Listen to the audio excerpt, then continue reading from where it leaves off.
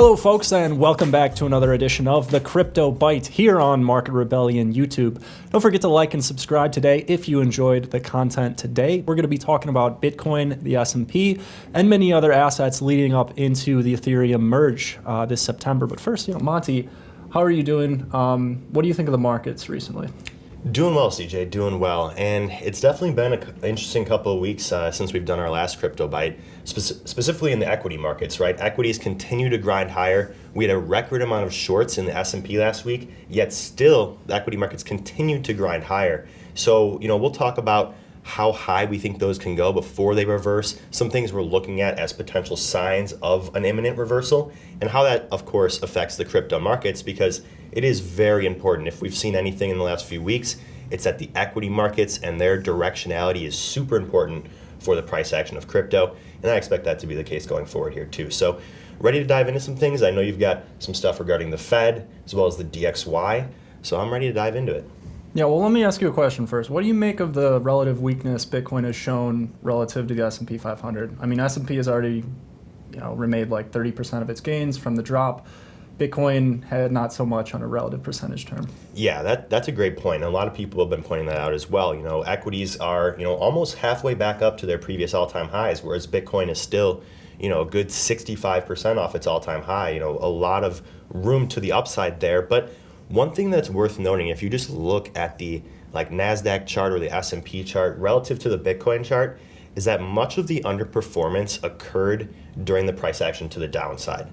Bitcoin slid a lot harder during that period of correction at the end of May, start of June, when we had the whole Celsius insolvency, Terra collapse. Bitcoin was hit very, very hard.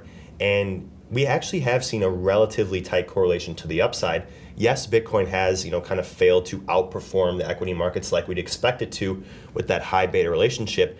But I still think that so much of this underperformance is on the back of all of those negative catalysts we've had in the last 6 months, with the Terra collapse, the various insolvencies of companies and hedge funds, and retail traders just getting burned in general. So I think that right now there's not a whole lot of reason to be buying Bitcoin, and as a result, we're seeing some underperformance. That being said, it's not all crypto that's suffering, right? ETH has still been looking pretty good. Well, yeah. So I want to ask you about that. I mean, obviously Bitcoin, we've covered it. I mean, high beta to the downside, low beta to no beta to the upside, like exactly what you don't want. Yeah.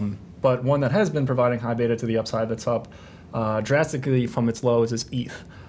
We talked about ETH and the potential of certain assets and the themes going into the merge, things that could do quite well. A couple weeks ago, we talked about Lido. That one has gone from virtually 50 cents to a high of $3. So you've seen a couple of these assets where it's not necessarily new capital coming into the market. It's not like new retail traders are entering en masse. It's more like the existing capital that's been sidelined or is filtered is now moving into the right projects. I say right, but I mean, it's like the meta of the narrative, whatever is right. And those have been Lido and Optimism. But they've come down quite a bit now. Now that we come closer to the merge and the S&P is reaching some critical levels. We are coming close to the 618 level on the Fibonacci resistance in terms of NASDAQ as well as S&P. So I think we probably see a rejection there if I had to guess. But there's all this stuff around the merge. But first, one thing I do want to cover is the liquidity on the Fed's balance sheet, because we are going to continue quantitative tightening. There are a lot of folks getting really bullish after this rally, saying that the lows are in. I'm not arguing that the lows aren't in, but I definitely think that we're going to see a correction here, which will give us a lot of better buying opportunities and will present short opportunities in the interim. So one chart I want to share here is the S&P, and underlying in blue is the Fed liquidity, or the Fed balance sheet essentially. And as you can see, there's been an enormously tight correlation in the S&P price to the actual liquidity underlying. And now we've had our first significant divergence from this blue line within the S&P, and I think that as quantitative tightening increases and as that blue liquidity continues going lower, price is probably going to follow it. I mean, also when you just look at pure technicals, if you look at oscillators down below, you see that we are very overextended and we are turning down a little bit. So Obviously that's going to be important as Ethereum goes into the merge. But my question is to you is like, how does all of that impact crypto? Is it impacting it more, or is it just the ETH narrative that's going off? Yeah, I think that's a super important question because traders, and I even noticed this in my own trading, like traders cling to narratives or cling to catalysts. And with equity markets, right, we have some clear catalysts for price action, being, the Fed meetings, CPI prints, earnings reports. Also just watching these things, right, like the Fed balance sheet and also the DXY, great indications for the strength of the equity markets. But with crypto right now, we're kind of like between catalysts. There's not really any imminent fundamental news occurring in Bitcoin that would act as a catalyst for price action. No massive influx of new users. It's not like we're back in February where we had all these Super Bowl ads and millions of people signing up for apps like Coinbase. We don't really have that happening right now. So we're kind of waiting on a catalyst, and as a result, I think Bitcoin specifically is kind of overly reliant on those catalysts from the equity side. So we are seeing outperformance from ETH, and I think that's because it has an independent catalyst, being the merge, which is just actually now less than a month away. So I think that traders are clinging to that. A fundamental shift in the way ETH works. It's also basically the biggest transition that a chain the size of ETH has undergone ever. And it's going to fundamentally change the staking rewards, the way ETH works in general, and I think that is something that's driving price. If you look at the options data for the merge and like the month of September and then the month of October as well, tons of out of the money calls lining up for the end of September, and buyers are paying a huge volatility premium for those calls. So that tells me that people are betting on some positive price action heading into the merge. That's what they're protecting themselves against, is a move up, to the possibly 4K level. It's actually the most heavily traded strike price is 4K for ETH right now. But then as soon as October hits and that merge catalyst is gone, people start looking for downside protection, and the volatility smile goes the opposite direction, and people are paying a premium for protection to the downside. So whenever you see something like that, and the fact that we're seeing this now with ETH, I think it very much is indicative of a potential buy the rumor, sell the news type event. And of course, that would have massive implications for things like OP and Lido, which we've been talking about and trading a lot over the last couple of weeks, because that's where, like I said, people love a narrative, they love a catalyst, and right now the merge is really all that there is in the crypto space. So I think that's part of the reason why we've been seeing outperformance from OP and Lido and ETH in general. But really, I think as the merge comes closer and closer, it's starting to become time to start to fade that news a little bit and start to perhaps sell into that news, because historically, when these trades get this crowded, we typically see price rally into the event and then correct immediately after. And I think this could be another instance of no different. So that's kind of how I've been preparing myself for the merge here in the fall. Yeah, that's some interesting options data that you mentioned. Seems like a nice play if you were in profit and bought somewhere near the bottom, rode that ETH position up. Now, instead of holding spot, like you just take profits and buy calls as like a stock replacement, asset replacement type strategy. So I like that. I understand why it's so popular. Moment of truth. What do you think? I mean, you partially answered this, but what do you think happens leading up to the merge after, from today until September? And then, how are you positioning yourself personally? And like, what could you walk me through what your thought process is there? Yeah, absolutely. So merge is scheduled for September 15th. And like you said, I'd kind of partly answered it, but I'm expecting a run up into the merge.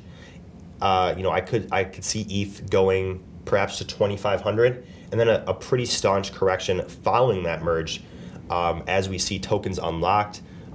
People that have been staking, locking away their 32 ETH tokens for, the last few months here will have access to those tokens. I could see that translating into some sell pressure.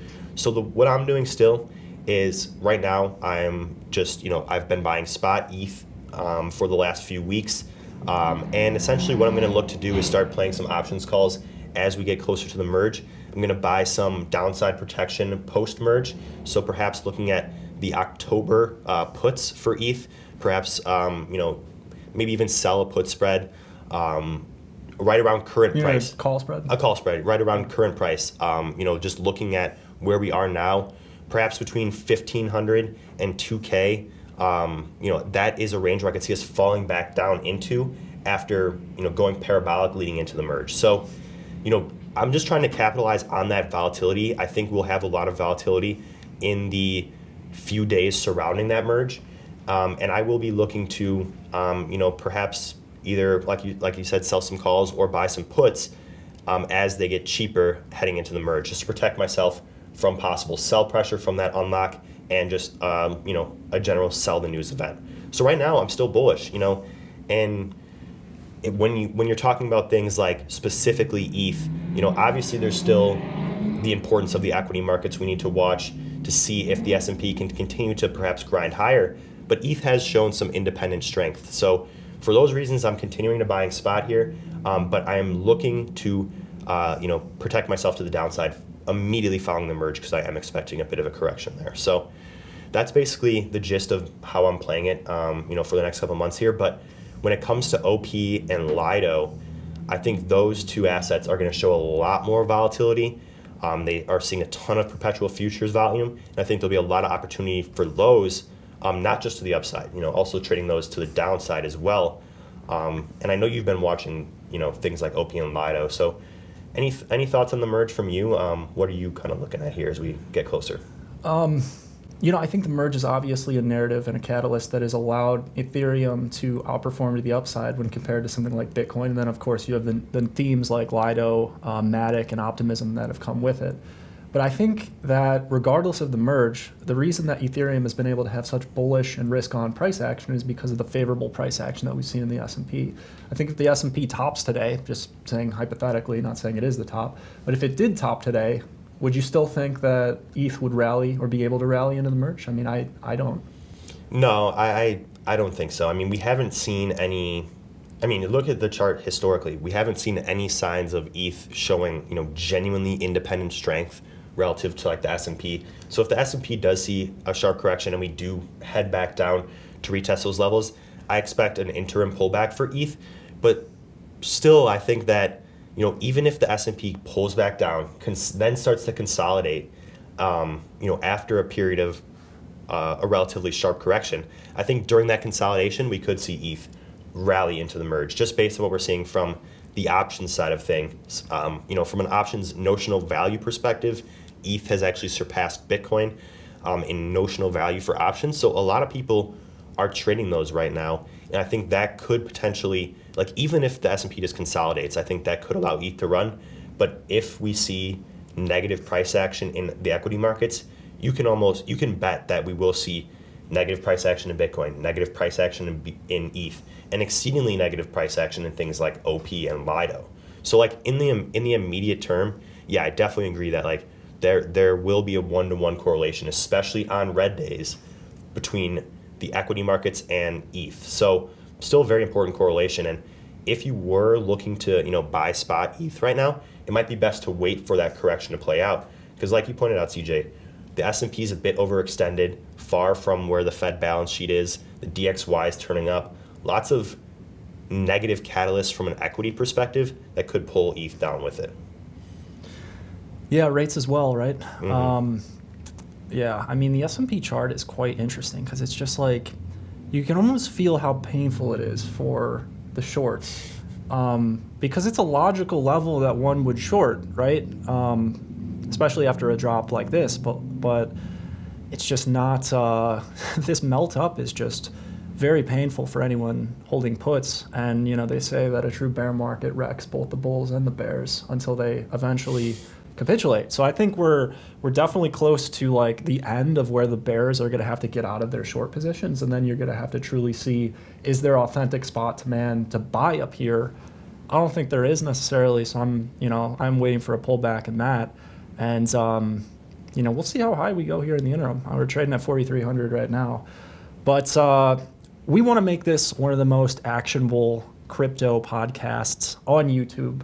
So we're going to leave you guys with some trade insights and things that we are doing leading up to the merge. Monte already mentioned some of his spot buys. But I do have some actionable ideas with some of the assets that have had run-ups in terms of their relation to the Ethereum merge theme, namely Matic and Optimism. I'm not shorting Lido or doing anything like that because they don't have perpetual futures. It's mainly just a spot market. I'm sure you could find a way to short it with cross margin. But when an asset doesn't have perps on it, I actually think that's quite a bullish sign because there's less like interest in shorting it. If there was interest in shorting it, they would have just added the perp. Anyways, let's get to the point, which is these assets I'm looking at are Matic and Optimism. So Optimism has already come down quite a bit from its recent high, and it is about 144 right now. And basically that is the key level. Like the 145 level has been one of the most important as we can, basically hold here by the bottom of the range. But people really scrambled to get into this asset, and I think that they're going to scramble eventually to get out of it as well with the velocity that, it did on the upside. So basically, I'm looking at a short at Optimism at around 145 to 150, and then looking at a price target of like 97 cents to $1, basically 20% down move, roughly speaking. And, stop loss or liquidation price is 217 on that one. So if we start uptrending, I might have to cover that, but that's something that I think will continue to fall as you see that kind of sell the news type event that you had mentioned earlier. Matic, I think, is just a great tactical play because we're coming up against some multi-year resistance and already starting to show like a distributional pattern. You'd see characteristics of distribution within this. So I like its short from basically current price, 93 to 95.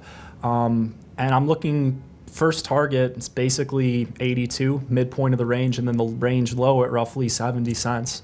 So looking like 20% to 30% pullbacks on either of these assets, levered 2 to 3x, that's quite decent if you can catch a move and have some good timing here. But yeah, I'm a little bit more bearish, I think. We just have to see how high this rally in the S&P can go in the interim. But I mean, there are a lot of shorts out there they're feeling pain because this was such an obvious short the bear market rally type mentality. I think you just see so much it's so ubiquitous that could keep going up here, contrary to what the bears want. Yeah, I mean the market looks so weak in the sense that the volume has been very low. That again is just indicative of this being a sort of short covering rally. Like I had mentioned earlier, just last week we saw a record amount of puts in the S&P. So that is in itself kind of indicative of an overcrowded trade. But I'm in agreement with you, CJ, that in the interim, we don't have a bullish catalyst for price, right? There's no reason why spot buyers would be stepping in at the top of this range. The bullish catalyst is that we don't have an FOMC meeting for like a few more weeks, as opposed to having one every month. Sorry. Go ahead. It feels like the teacher's like out of the classroom. Jerome Powell stepped out for a bit, and the kids are running amok here and driving this market up a bit. But in terms of actionable trades, I'm going to go back to ETH because I know there's a lot of options traders that watch us, and I want to give you guys an options play here because I agree with CJ, right? Looking at the S&P, it looks overextended here in the interim. It looks like this relief rally is set to fade here in the coming days. So what I'm going to be looking to do is kind of use both this relief rally that we've seen in the S&P and its possible correction, and also the catalyst of the merge to kind of set myself up in an options position. So basically, like I mentioned, right now, on the back of this relief rally as well, and the positive price action we've been seeing from ETH, traders are paying a massive premium for out-of-the-money calls. If you look at the strike price of like 4,500 ETH, which is significantly above current price, that's one of the most heavily traded strike prices, and also traders are paying like 130% volatility premium to get in on that. So one thing that you could potentially do is, because of the fact that ETH market for options has become so overheated, is wait for this equity market correction to play out a little bit, wait for us to come back down to parity with the Fed balance sheet, for the S&P to cool off, for the RSI to come back down to the midline in a lot of these traditional equities. I think that would bring down the cost of a lot of those out-of-the-money options in ETH. And then I'd be looking to perhaps buy a call spread, because that would definitely help kind of benefit from this volatility surrounding the event. It's also, like I said, very expensive to just buy calls outright. So perhaps buying a call spread for the end of September, I think could be something that's very favorable. And then I'll be looking to buy puts probably outright in October as just protection to the downside, to protect my spot position. Like I said, I've been buying spot.